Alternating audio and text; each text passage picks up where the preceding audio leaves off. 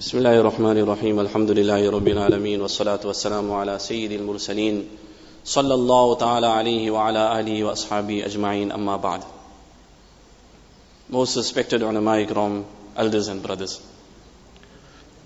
when a person will study the Quran Sharif, then we will notice that in majority of the paras of the Quran Sharif, there is some mention or the other of Musa alayhi salatu wasalam and the nation to which he was sent to, that is the Banu Israel. And when a person will study the timeline of the Banu Israel very, very closely, in the ayat of the Quran Sharif, and also in the hadith of Rasulullah sallallahu alaihi wasallam, then we will notice one very, very common principle and one system that Allah subhanahu wa ta'ala uses, was that whenever the Banu Israel had adhered to the ta'aleem and the teachings of the Torah, and when they abided by the sunnah of Hazrat Musa alayhi salatu wasalam and the guidelines of all the other Anbiya alayhi salatu wasalam that were sent to them, when they tread this pathway, then Allah subhanahu wa ta'ala had made them conquerors and victors of the different lands and the different cities. And what exclusive ni'mats Allah subhanahu wa ta'ala had blessed the Banu Israel with, where we hear that their meals were from Jannat at one stage. In one riwayat it is mentioned that even the clothing was given to them from Jannat. There was a period or point in the timeline of the Banu Israel when Allah subhanahu wa ta'ala had actually stopped time in favor of the Banu Israel, and only once they had conquered that certain village or that certain city, then Allah subhanahu wa ta'ala had resumed time and allowed the sun to set.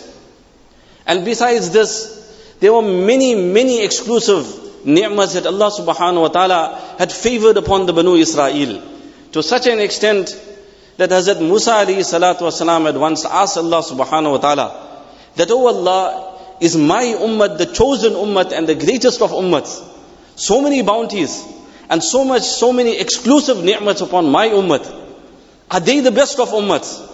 And Allah subhanahu wa ta'ala mentions, "No, your ummah is not the best."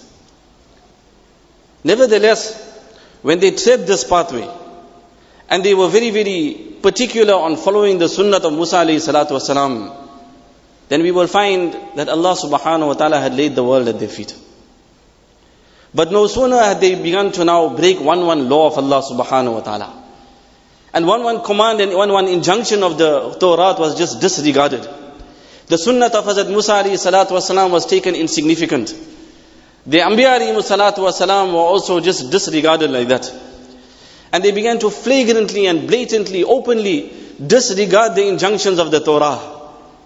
They began to look at other nations, those who were the enemies of Allah subhanahu wa ta'ala, and they wanted to imitate them, they wanted to live like them, they wanted to behave like them, they wanted to dress like them, they wanted to be like them.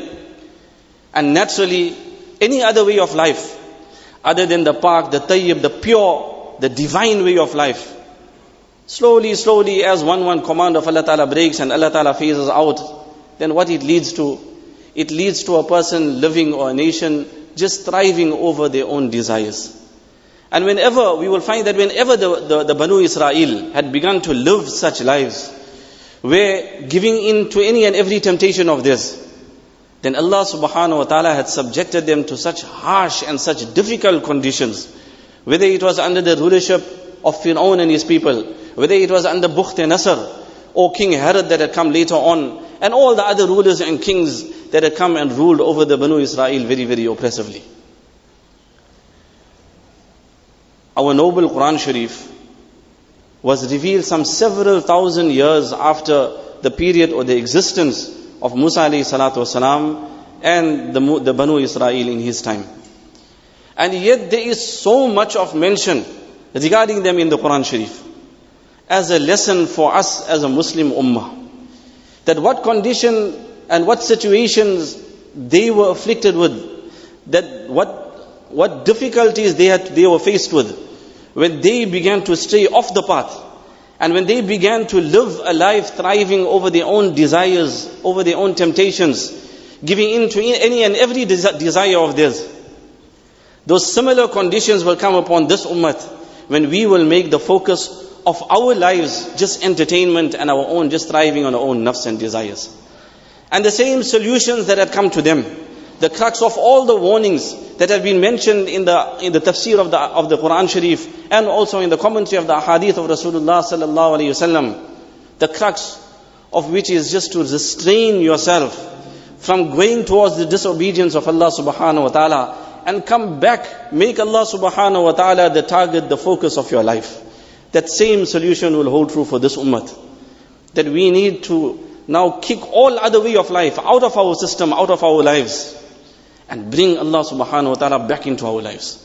To center our lives around the desires of Allah subhanahu wa ta'ala, not to center deen around our desires.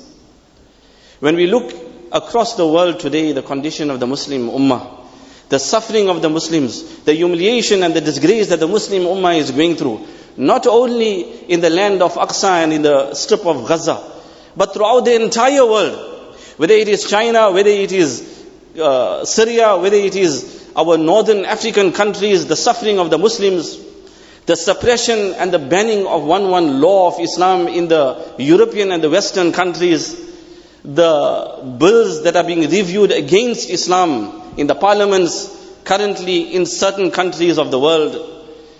Every step is going to the direction of trying to wipe out the Muslim ummah, to banish and to wipe Islam out. Just recently, there was a clip of that one alim that was going around after the holiday or after some weekend, and he took a drive on the beachfront, and he mentions that young Muslim men and Muslim boys and Muslim girls, after Fajr Salah, he sees them on the beach sand walking drunken state, drunk they were, holding hands with that bottle of liquor in their hands, and how they must have spent their night, what is their condition. And on a general basis, as an ummah, who are we trying to imitate? Whether it is our appearance, whether it is our dressing, whether it is our behavior, how we interact with other people, how we treat our wives, our children, how we treat our neighbors, how we interact with our employees under us, those that are working for us, the vulgarity that we sometimes use, the language against them that we sometimes use, our occasions that we host, our nikahs, our walimas, at times, my respected elders and brothers, it makes a person think that the only relationship that this certain occasion has with Islam is the very name of it, that is a nikah and a walima. Otherwise, everything that happens in that occasion is totally against the sunnah of Nabi alayhi salatu wasalam, totally un-Islamic. And besides this, every other event and all the occasions that we have introduced in our pure way of this, in our pure Islamic way of life, such events, such occasions that we have now adopted from such nations that themselves they are at war with Allah subhanahu wa ta'ala. We can swear the Zionist leaders how much we want. On one side, we are picking on that person and the leaders of the Western country, etc., what they are doing. That is there in his place. But our actions, our behavior, our way of life shows that we are slaves to the Western world. We are slaves to those Zionist leaders. And they know it also. One of our very senior ulama ikram, he used to always mention that whatever the Western world is vomiting out, we as the Muslim ummah very quickly we are going and we are licking and lapping it up. Any person that will go to any country, or any student that will go to any university, any institute, we are going to have to follow the bylaws of that municipality or the laws of that institution. If a person is going to just flagrantly and openly violate the commands or the laws of that country, or violate the injunctions of that institute, and he just shows total disregard to the laws of that institute, he will not be given that way that just freely to just continue as he wants. Some action will be taken against him. Wa ardullah. This earth, this universe, this entire world, this is the domain of Allah subhanahu wa ta'ala. And Allah's laws prevail in His domain, in His land. If we are going to openly and flagrantly show disregard to the laws of Allah subhanahu wa ta'ala, and especially after Allah ta'ala sending to us the prize of His creation, the highest and the most beloved of His creation, our Rasulullah sallallahu alaihi wasallam as a guideline to us. And yet, when we look at our own lives, we have literally taken the sunnah, trampled it and kicked it out of our homes. Why? To adopt the muck and the filth of the behavior and the lifestyle of other nations, who are the enemies of Allah subhanahu wa ta'ala.